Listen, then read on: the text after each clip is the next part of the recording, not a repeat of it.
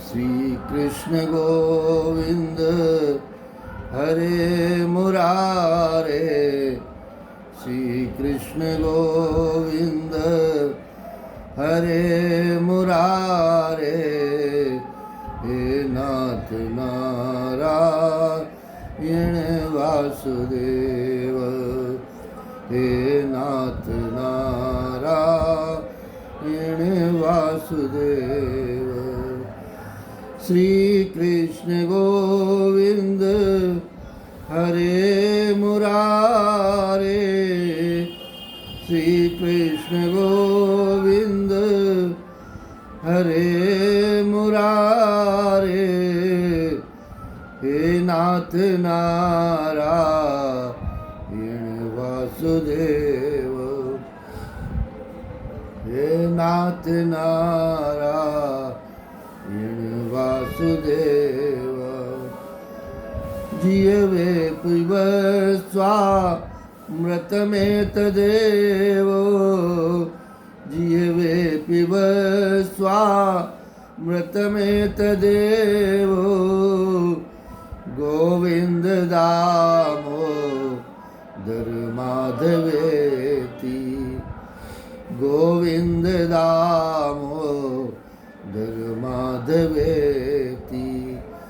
श्री कृष्ण गोविंद हरे मुरारे, हे नाथ नारायण वासुदेवा। जय जय श्री राधे, जय जय श्री राधे श्याम। श्रीमद् भागवत महापुराण ज्ञान यज्ञ में बंधुवर भक्त वृंद आप सभी का हार्दिक स्वागत है और हार्दिक अभिनंदन है।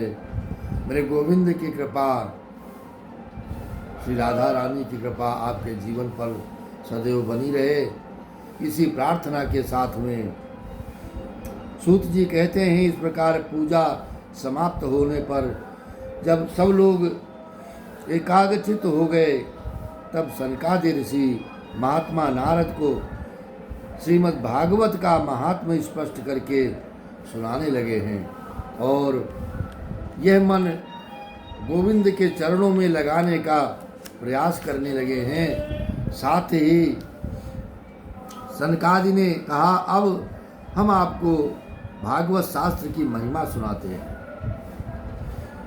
इसके श्रवण मात्र से मुक्ति हाथ लग जाती है। श्रीमद् भागवत की कथा का सदा सर्वदा सेवन आस्वादन करना चाहिए। इसके श्रवण मात्र से श्रीहरि हृदय में आ विराजते हैं और आपके मन में मेरे गोविंद का भाव, मेरे गोविंद का प्रेम उत्पन्न हो जाता है। इस ग्रंथ में 18,000 श्लोक और 12 स्कंद हैं तथा श्री सुखदेव और राजा परीक्षित का संवाद है। आप ये भागवत शास्त्र ध्यान दे करके सुनिए, एकाग्रचित मन से श्रवण करिए। ये जीव तभी तक अज्ञानवश इस संसार चक्र में भटकता है जब तक क्षण भर के लिए भी कानों में इस सुख शास्त्र की कथा नहीं पड़ती है। बहुत से शास्त्र पुराण सुनने से क्या लाभ है? इससे तो व्यर्थ का भ्रम बढ़ता है। मुक्ति देने के लिए तो एकमात्र भागवत शास्त्र ही गरज रहा है। जिस घर में नित्य प्रति श्रीमद् भागवत की कथा होती है वो तीर्थ रूप हो जाता है और जो लोग उसमें रहते हैं उनके सारे पाप नष्ट हो जाते हैं। हजारों अश्वमेध और सैकड़ों वाजपेयी यज्ञ इस सुख शास्त्र की कथा का 16वां अंश भी नहीं हो सकते। तपोधनों, जब तक लोग अच्छी तरह श्रीमद् भगवत का श्रवण नहीं करते तभी तक उनके शरीर में पाप निवास करते हैं। फल की दृष्टि से इस सुख शास्त्र कथा की समता गंगा गया, काशी, पुष्कर या प्रयाग कोई तीर्थ भी नहीं कर सकता। इस संसार में श्रीमद् भागवत की कथा का मिलना बहुत ही कठिन है। जब करोड़ों जन्मों का पूर्ण उदय होता है तभी इसकी प्राप्ति होती है। नारद जी, आप बड़े ही बुद्धिमान और योग निधि हैं। आप प्रयत्न पूर्वक कथा का श्रवण कीजिए। इसे सुनने के लिए दिनों का कोई नियम नहीं है। इसे तो सर्वदा ही सुनना अच्छा है। इसे सत्य भाषण और ब्रह्मचर्य पालन पूर्वक सर्वदा ही सुनना श्रेष्ठ माना गया है। किंतु कलयुग में ऐसा होना कठिन है, इसलिए इसकी सुखदेव जी ने जो विशेष विधि बताई है वो जान लीजिए। कलयुग में बहुत दिनों तक चित्त की वृत्तियों को वश में रखना, नियमों में बंधे रहना और किसी पूर्ण कार्य के लिए दीक्षित रहना कठिन है समय है। इसलिए सप्ताह श्रवण की विधि है। श्रद्धा पूर्वक कभी भी श्रवण करने से अथवा माघ मास में श्रवण करने से जो फल होता है वही फल श्री सुखदेव जी ने सप्ताह श्रवण में निर्धारित किया है। मन के असंयम, रोगों की बहुलता और आयु की अल्पता के कारण तथा कलयुग में अनेकों दोषों की संभावनाओं से ही सप्ताह श्रवण का विधान किया गया है। और अगर हमारे जीवन में एक सप्ताह का समय भी मेरे गोविंद के लिए, राधा रानी सरकार के चरणों के लिए नहीं निकाल पाए तो ये सोच लीजिए कि संसार में आना व्यर्थ है। मुझे उस प्रभु ने इस संसार में किस लिए भेजा था, किस लिए लेकर आए थे कि मैं वचन देकर के आया था जब माँ के गर्भ में था कि हे मेरे प्रभु, ये जीव प्रार्थना करता है मेरे गोविंद से कि हे मेरे गोविंद, मुझे किसी संत की शरण दिला देना। आपकी भक्ति, आपकी पूजा करते करते जब किसी संत की शरण मिल जाएगी तो वो हमें एक मार्ग देगा। वो मार्ग होगा भगवत भजन का। एक मंत्र देगा, उस मंत्र के माध्यम से ये जीवन हम अपना कृतार्थ कर ले। बस यही कृपा करिएगा। और ये जो 9 माह का कष्ट है इस जीव को, उससे माँ के गर्भ से तत्काल मुक्ति दिलाइए। हम जाकर के संसार में आपके नाम का गुणगान करेंगे। और यही वचन दे करके यह जीव उस महान कष्ट से, गर्भ के महान कष्ट से मेरे प्रभु उसे मुक्त करते हैं। उसकी प्रार्थना, उसकी करुण पुकार सुन करके यह 9 माह का जो कष्ट भोग रहा है जीव, उससे मुक्ति पाने के बाद जब ये संसार में जाएगा, मानव शरीर के रूप में यदि ये जन्म पाएगा तो मेरे प्रेम का, मेरे भाव का, मेरी श्रद्धा का और मेरे प्रति तमाम लोगों के प्रेम का ये गुणगान करेगा। और साथ में ही इसके जीवन का तो उद्धार होगा ही। और जब ये नाम का गुणगान करेगा तो उसका प्रचार प्रसार करेगा तो उसके साथ तमाम लोगों का भी उद्धार होगा।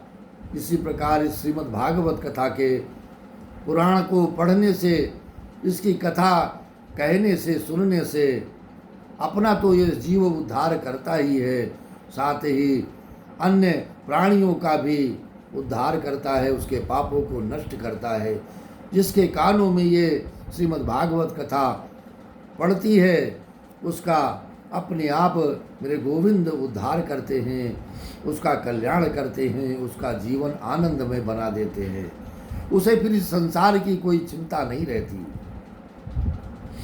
क्योंकि भाव उत्पन्न हो जाता है। अब सौंप दिया इस जीवन का सब भार तुम्हारे हाथों में है, जीत तुम्हारे हाथों में और हार तुम्हारे हाथों में। मेरा निश्चय बस एक यही, एक बार तुम्हें पा जाऊं मैं। हे मेरे गोविंद, हे राधा रानी सरकार, इस जीवन में एक बार कृपा कर दीजिए। बस बहुत कुछ नहीं मांगता हूँ तेरे चरणों से, बस एक बार कृपा कर दीजिए। मेरी इस राधा रानी सरकार, मेरी इस जीवन की नैया को पार लगा दीजिए। मेरा निश्चय बस एक यही, एक बार तुम्हें पा जाऊं मैं, एक बार तुम्हें पा जाऊं मैं। अर्पण कर दो दुनिया भर का, अर्पण कर दो दुनिया भर का, सब प्यार तुम्हारे चरणों में, सब प्यार तुम्हारे चरणों में। अब सौंप दिया इस जीवन का सब भार तुम्हारे चरणों में है, जीत तुम्हारे चरणों में और हार तुम्हारे चरणों में। अब मुझे कोई चिंता नहीं है। हे राधा रानी सरकार, मेरे गोविंद, जैसा ये जीवन चलाना चाहो आप चलाएं, मेरे सद्गुरुदेव चलाएं, मुझे किसी प्रकार की कोई चिंता नहीं है, क्योंकि यह मन जो है संतोषी हो चुका है, यह मन पूर्ण हो चुका है आपके चरणों को पाकर। अब इस जीवन में कोई चाह नहीं है, कोई इच्छा नहीं है और कोई लोभ नहीं है, कोई क्रोध नहीं है। सब शांत हैं, शांत हैं, केवल जिह्वा पर श्री कृष्ण गोविंद हरे मुरारे, हे नाथ नारायण वासुदेव। श्री कृष्ण गोविंद हरे मुरारे, हे नाथ नारायण वासुदेवा। हे नाथ नारायण वासुदेव, हे नाथ नारायण वासुदेव। श्री कृष्ण गोविंद हरे मुरारे, हे नाथ नारायण वासुदेवा। अब तो तेरी रजा में ही यह जीव राजी है, ये प्राणी राजी है। जैसा चाहें वैसा रखे, संसार में अपने चरणों का दास बना करके रखे और आपकी कृपा इस जीव पर सदैव बनी रहे। आप सभी पर भी मेरे गोविंद की कृपा बनी रहे, इसी प्रार्थना के साथ जय जय श्री राधे, जय जय श्री राधे, जय जय श्री राधे श्याम।